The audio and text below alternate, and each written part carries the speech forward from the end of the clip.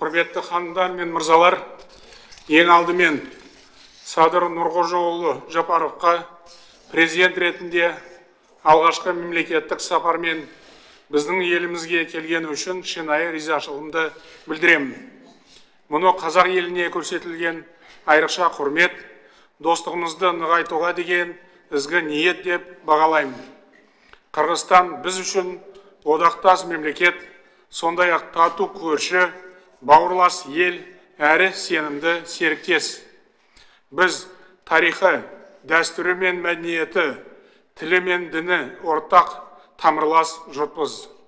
Қашанда бір-бірімізге жанашыр, тілеулес болған туыс елміз. Осы құндылықтарымыз өзара тиімді ынтымақтастықты нығайтудың мызғымас негізі.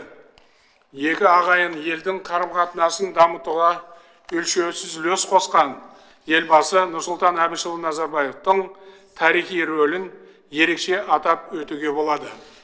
Қазақ пен қырғыздың өзара тиімді байланысы болашақта да жемісті жалғаса берері сөзсіз. Бүгінгі келесі сөздер стратегиялық серіктестігімізді одан әрі дамытуға тың серпін беретініне сенімдімін. Бұл мемлекеттік сапар қос мемлекеттің тәуелсіздік алғанына 30 жыл толған мерейлі кезеңге тұспа-тұс келді. Оның ерекше символдық мәні бар. Біз осы белеске толағай табыспен жетіп отырмыз. Арамызда өзара сенім, ортақ мәміле және қолдау бар. Саяси, экономикалық, гуманитарлық және әскери техникалық салалардағы мүддеміз ұқсас.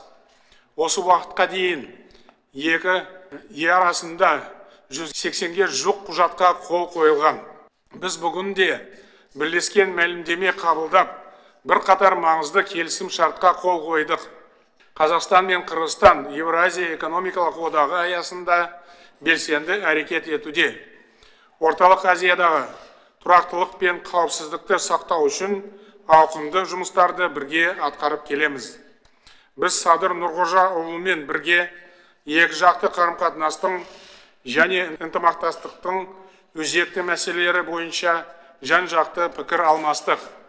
Бұл тұрғыдан нақты әрі маңызды келісімдерге қол жеткіздік.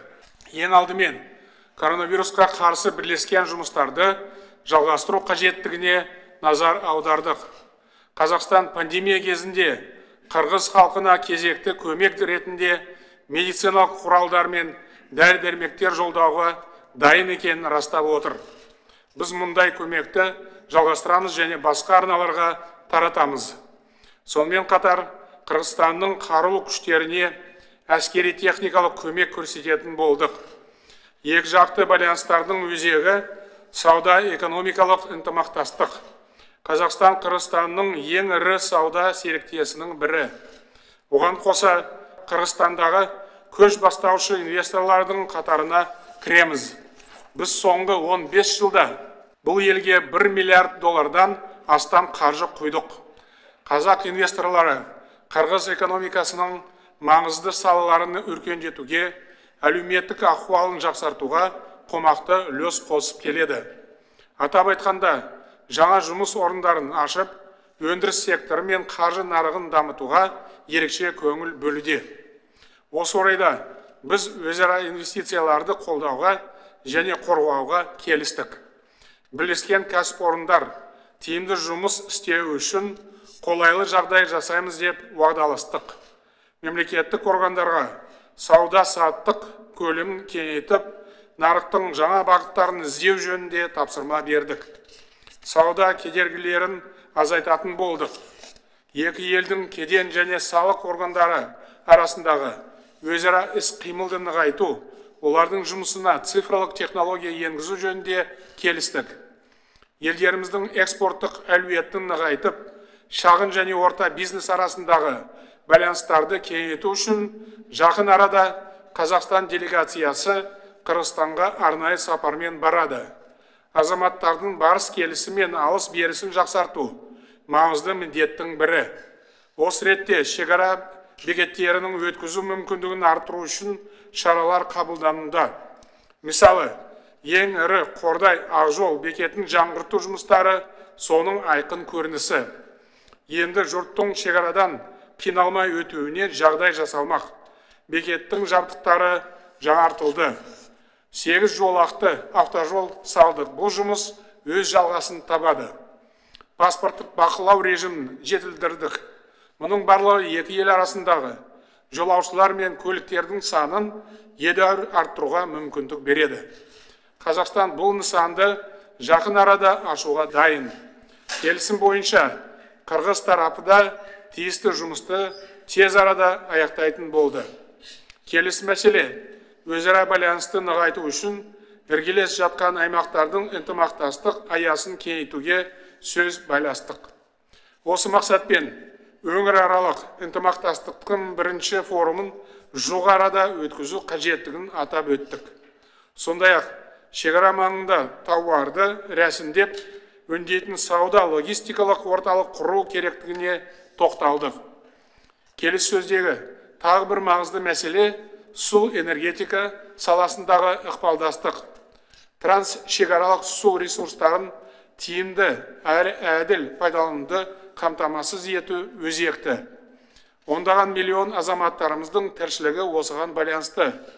Орталық Азия елдерінің тағдыры мен игілігі үшін ортақ мүддеге сай жұмыс атқару және жаңа әдістер іздеу қажеттігіне тоқталдық.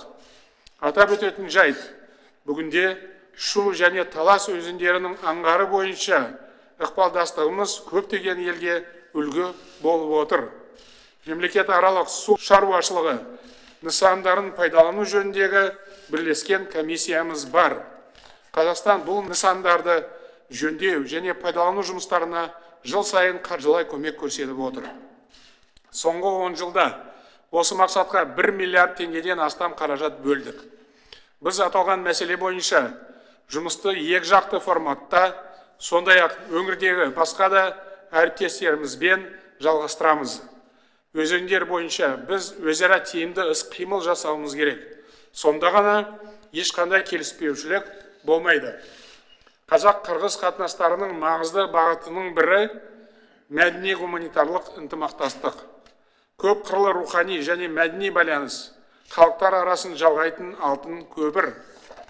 Бауырластығымызды нығайта түсу үшін мәдени-гуманитарлық қатынастың мазмұнын одан әрі байыту қажет. Осы ретте жақын арада Қазақстан мен Қырғызстанның мәдени күндерін өткізуге уағдаластық. Бішкекте Абайға, Нұр-Сұлтан қаласында Манас пен Шыңғыз Айтматовқа арналған ескерткіштер бой көтереді.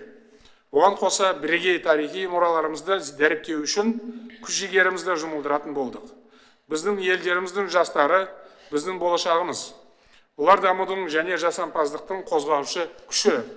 Біз құзырлы органдарға жастар арасындағы байланыстарды жолға қою жөнінде тапсырма бердік. Осы орайда студент алмасудың ауқымын кеңейтуді ұсындым. Соның ішінде Қазақстанның жоғары оқу орындарында қырғыз жастарына бөлінетін білім квотасын 10 есе көбейтуді тапсырдым. Осылайша мұндай гранттардың саны 50-ге жетпек. Әрине, бұл тек басы ғана. Болашақта ниет болса, квотаны ұлғайтуға мүмкіндік бар. Бұдан бөлек, Бішкекте Қазақстанның беделді жоғары оқу орнының филиалын ашу туралы біздің тарапымыздан бастама көтерілді. Біз өңірлік және жаһандық мәселелер жөнінде пікір алмастық.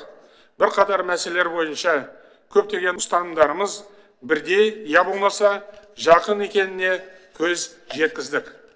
Орталық Азия елдері басшыларының консультативтік кездесуін одан әрі дамытуға назар аудардық. Өңірлік іс-қимылдың басты бағыттары бойынша тиімді шаралар әзірлеудің маңыздылығы туралы ойымыз бір жерден шықты. Осы орайда Азиядағы өзара ықпалдастық және сенім шаралары келісін толыққанды ұйымға айналдыру жөніндегі Қазақстанның бастамасына Қырғызстан тарапы қолдау көрсетіп отыр. Біз ол үшін алғысымызды білдіреміз. Уважаемые журналисты, проведенные сегодня переговоры с президентом Кыргызской республики Садыром Нуркожаевичем Жапаровым подтвердили обоюдное стремление к дальнейшему укреплению уз дружбы доверия и добрососедства между Казахстаном и Кыргызстаном. Наши государства и народы близки друг к другу. Это общеизвестный факт. Задача глав государств – превратить двусторонние отношения в образцовую модель сотрудничества. Именно на решение этой задачи были нацелены сегодняшние переговоры. Состоявшийся обмен мнениями был весьма полезным и плодотворным. Мы определили магистральные направления двустороннего сотрудничества, обсудили укрепление диалога в рамках региональных и международных структур, договорились в конструктивном ключе, в оперативном режиме решать любые вопросы нашего взаимодействия с учетом коренных интересов братских народов. В ближайшее время Бишкек посетит правительственная делегация Казахстана для обсуждения актуальных вопросов взаимного сотрудничества и их эффективного решения. С полной уверенностью можно сказать, что государственный визит президента Кыргызстана Садыра Нурважаевича Жапарова увенчался успехом. Уверен, реализация достигнутых договоренностей позволит открыть новую страницу в казахско-кыргызских отношениях. Қорыта айтқанда, бүгінгі келіссөздер біздің достық қатынастарымызды одан әрі нығайтуға деген ықыласымызды айқын көрсетті. Екі ел арасындағы сенім мен тату көршілікке негізделген байланыс бауырлас халықтардың игілігін арттыра береді деп сенемін. Рахмет баршаңызға.